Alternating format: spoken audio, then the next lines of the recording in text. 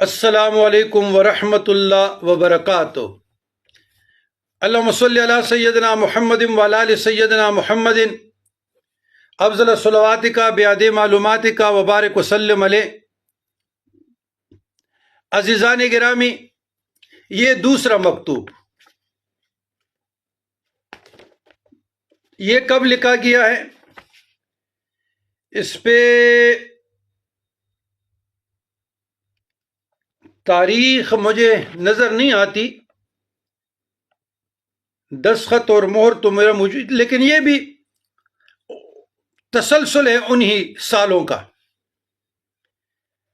اچھا، یہ گرامی قدر علامہ محمدین گوڑوی زید مجدہ ابھی انتقال کر گئے، تو ورحمۃ اللہ برکاتہ، رحمت اللہ علیہ، اس کو یہ مکتوب لکھا گیا ہے پشاور سے۔ السلام علیکم ورحمۃ اللہ وبرکاتہ۔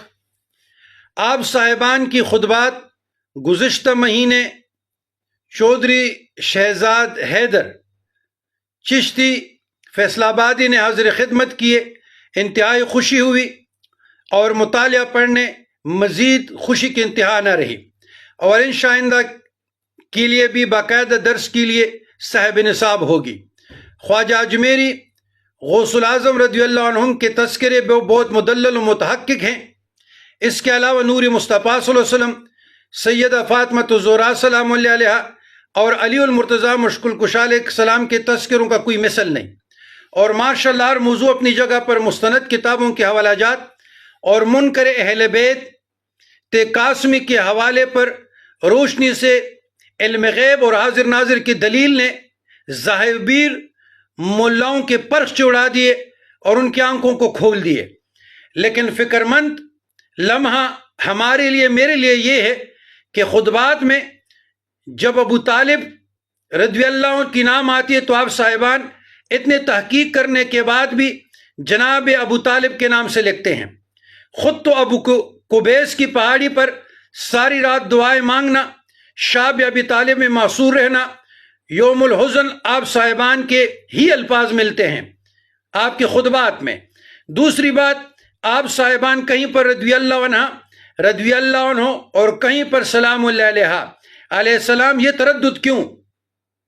اگر امام احمد رضا محدث بریلوی سے کام نہ ہو سکا، جیسے ایمان ابی طالب میں تردد شک میں پڑ گئے تھے اور اس سے یہ کام نہ ہو سکا، تو وہی حق ان کے شاگرد علامہ صاحب چشتی یا اور شاگردوں نے ادا کیا، تو اس میں کیا حرج ہے؟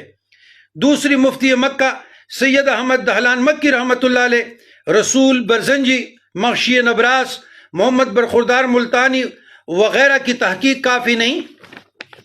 لیکن فقیر ان صاحبان پر بھی حیران ہوں کہ تاثرات لکھتے وقت نکات کو کیوں نظر انداز کر گئے ہیں۔ میں افسوس کے ساتھ، دلی در کے ساتھ آپ صاحبان کے ساتھ یہ شیئر کرتا ہوں کہ مفتی احمد ظاہر خان نعیمی بھی اہل بیت عظام کی شان میں خطا کا گئے تھے، پھر یہی حق علامہ صاحب چشتی نے ادا کر دیا رحمت اللہ علیہ۔ دوسری، اس کی کتاب امیر معاویہ ابی علی المرتضیٰ کے مقابلے میں اس کو سلطان المسلمین کہنا کتنی بڑی خطا اور لغزش ہے۔ فاطمہ سلام اللہ علیہ کے ساتھ عائشہ اور خدیجہ رضی اللہ عنہا اور مریم رضی اللہ عنہا کی برابری کرنا، کمپٹیشن میں لانا، کیا یہ قرین انصاف ہے؟ کبھی بھی نہیں۔ انہی باتوں نے اہل سنت الجماعت کو کمزور کرنے کے لیے کوئی کسر نہیں چھوڑی، اور یہی کمزور کرنے کے لیے رستے ہیں۔ دوسری بات، مضبوط تحقیق کے باوجود رقیہ، زینب اور کلثوم، اگر اہل تشیع کا اختلاف ہے کہ یہ حضور علیہ السلام کی بیٹیاں نہیں ہیں، تو ہمارے اہل سنت الجماعت حضور علیہ السلام کی 4 بیٹیوں پر متفق ہیں، رقیہ، زینب، کلثوم، اور صرف ایک فاطمہ سلام اللہ، اگر یہ اولاد ہوتی تو ان کی نکاح میں کبھی غیر لوگوں کے ساتھ نہ ہوتی۔ تو بات یہ ہے کہ اس پر ایک آدمی نے کہا کہ پیر کرم شاہ الحضری جیسے شخصیت بھی اس الجھن میں رہ گئے، اور بابا اہل سنت الجماعت کا یہ عقیدہ ہے کہ حضور علیہ السلام کی 4 بیٹیاں ہیں. آپ صاحبان سے دلی گزارش ہے کہ مخالف اور الجھن والی مسئلوں میں پڑھنا نہیں چاہیے، مگر کبھی کبھار بندہ حق کہنے پر بھی مجبور ہو جاتا ہے. ایک شبہ کا ازالہ نور الانفار تفسیر میں مفتی احمد یار خان لیمی لکھتے ہیں کہ نبی کے علاوہ علیہ السلام کسی کے لیے جائز نہیں. تو میں غلام علی شاہ مفتی صاحب اگر زندہ ہوتے تو میں اس سے جرت سے پوچھ لیتا کہ جبرائیل علیہ السلام، مریم سلام اللہ علیہ، امام مہدی علیہ السلام، حضرت عیسیٰ علیہ السلام جب آئے گے تو پیغمبر ہوں گے یا امتی؟ ان صاحبان کے لیے جبرائیل علیہ السلام، امام مہدی علیہ السلام وغیرہ جائز ہیں، کیا یہ رسول نبی ہوں گے؟ تو مفتی صاحب کی اپنی قول بیکار پڑ جاتی ہے. لہذا حقیقت یہ ہے کہ اہل بیت حضرات محفوظ عن الخطا یا معصوم علیہ السلام بالکل جائز ہے. خدمات ابی طالب، نجات ابی طالب، ایمان ابی طالب کے ہم قائل ہیں، اور صرف فاطمۃ الزہرا سید النساء العالمین تمام عالمین کی سردارہ ہے. علی المرتضیٰ کو ہم افضل سمجھتے ہیں تمام صحابہ سے، اور وہ وصی رسول اللہ اور خلافت کبریٰ کے علمبردار تھے. تفضیل میں کوئی ایسی کفر یا شرک والی بات نہیں ہے. نمبر 5، رسول مصطفیٰ صلی اللہ علیہ وسلم کا کوئی خاندان نہ مشرک تھے نہ کافر تھے، سارے موحدین تھے. تو پھر جو مشرک کا باپ قائم کرے وہ سچا ہے کیا؟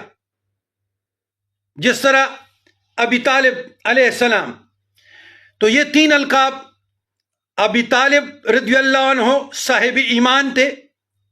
ابی طالب کی خدمات اسلام کے لیے بے مثال تھی، اور ایمان ابی طالب میں کوئی شک اور شبہ، کوئی گنجائش نہیں ہے. تو یہ میں نے اس کو مکتوب کا جواب دیا تھا، لیکن وہ اللہ کے پاس بھی چلے گئے، اور اس مکتوب کا ریکارڈ پہ ہے، اور کل کے لیے اللہ نے وسائل دے دی، شیئر بھی ہو جائیں گے. آج تک مجھے جواب نہیں دیا گیا، آج تک اس مکتوب کا جواب مجھے نہیں آیا. ربنا ظلمنا انفسنا وان لم تغفر لنا وترحمنا لنکونن من الخاسرین.